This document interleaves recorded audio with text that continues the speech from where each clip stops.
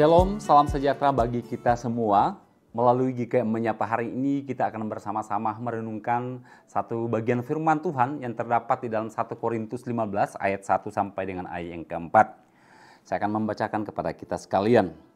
Dan sekarang saudara-saudara, aku mau mengingatkan kamu kepada Injil yang aku beritakan kepadamu dan yang kamu terima dan yang di dalamnya kamu teguh berdiri. Oleh Injil itu kamu diselamatkan, asal kamu teguh berpegang padanya, seperti yang telah kuberitakan kepadamu, kecuali kalau kamu telah sia-sia saja menjadi percaya. Sebab yang sangat penting telah kusampaikan kepadamu, yaitu apa yang telah kuterima sendiri, ialah bahwa Kristus telah mati karena dosa-dosa kita sesuai dengan kitab suci, bahwa ia telah dikuburkan dan bahwa ia telah dibangkitkan pada hari yang ketiga sesuai dengan kitab suci. Saudara yang saya kasihi di dalam Tuhan, John Stott dalam bukunya yang berjudul The Cross of Christ pernah menulis satu kutipan tentang kematian dan kebangkitan Kristus adalah inti Injil, dan itulah yang menjadi landasan iman Kristen. Paskah bukanlah sekedar ritual, melainkan perayaan esensi Injil itu sendiri. Mari sejenak kita merenungkan apa makna dari kutipan tersebut. Dari kutipan tersebut memunculkan pertanyaan bagi setiap kita. Sudahkah kita benar-benar menerima dan menghidupi berita Paskah dengan iman? Kalau iya, bagaimana cara atau sikap hidup kita menghidupi berita Paskah tersebut? Dari nas firman Tuhan ini ada dua sikap hidup orang yang mengimani berita Paskah. Yang pertama, menerima Injil dengan sepenuh hati. Paulus mengingatkan jemaat di Korintus untuk menerima Injil bukan hanya sebatas pengetahuan, melainkan sebagai pegangan hidup. Kata berpegang teguh berarti menyerahkan seluruh kehidupan yang melibatkan hati, pikiran, dan jiwa kepada kehendak atau kuasa Injil itu sendiri.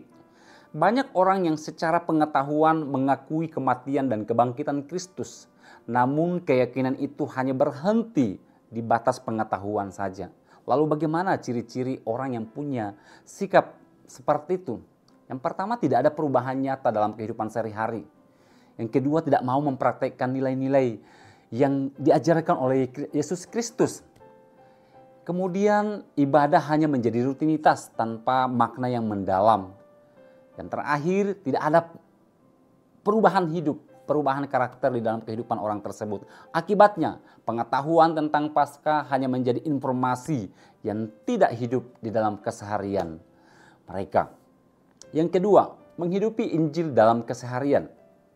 Paulus menegaskan tiga hal penting tentang Kristus dalam teks ini, yaitu kematiannya, penguburannya, dan kebangkitannya. Bagi Paulus, ini bukan sekedar fakta yang tercatat di dalam Alkitab, melainkan peristiwa yang mengubahkan seluruh kehidupan orang-orang percaya. Orang yang sungguh-sungguh mengimani Paskah akan merenungkan makna kematian Kristus yang sudah menghapus dosa dan hidup dalam kemenangan atas dosa. Kemudian akan mengalami kuasa kebangkitan Kristus dalam kehidupan sehari-hari. Kemudian bersyukur atas anugerah keselamatan dan akan memuliakan Tuhan dalam segala aspek kehidupan mereka. Kemudian akan menjalani hidup yang baru, yang berbeda dengan cara yang dunia tawarkan, yaitu penuh kasih dan penuh kekudusan. Bayangkan seorang anak menerima hadiah ulang tahun yang luar biasa, tepat yang dia inginkan. Tetapi dia hanya mengagumi bungkusannya atau kemasannya yang cantik, meletakkan di rak dan tidak pernah membukanya. Setiap hari dia melewati hadiah itu, mengagumi kemasannya, tetapi tidak pernah mengalami kegembiraan menggunakan apa yang ada di dalam hadiah tersebut.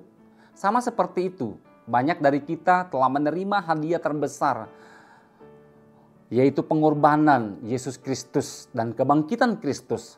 Namun kita hanya mengagumi kemasannya melalui ibadah ritual tanpa benar-benar membuka dan menghidupi kekuatan di dalam pengorbanan dan kebangkitan Yesus Kristus itu. Yang terpenting bukan berapa lama kita menjadi orang Kristen atau berapa banyak pengetahuan kita tentang Injil, melainkan seberapa besar kita membiarkan kuasa Injil mengubah hidup kita sehingga kita menjadi perwujudan hidup dari kebenaran Injil itu sendiri. Semoga firman ini memberkati setiap kita. Tuhan Yesus memberkati.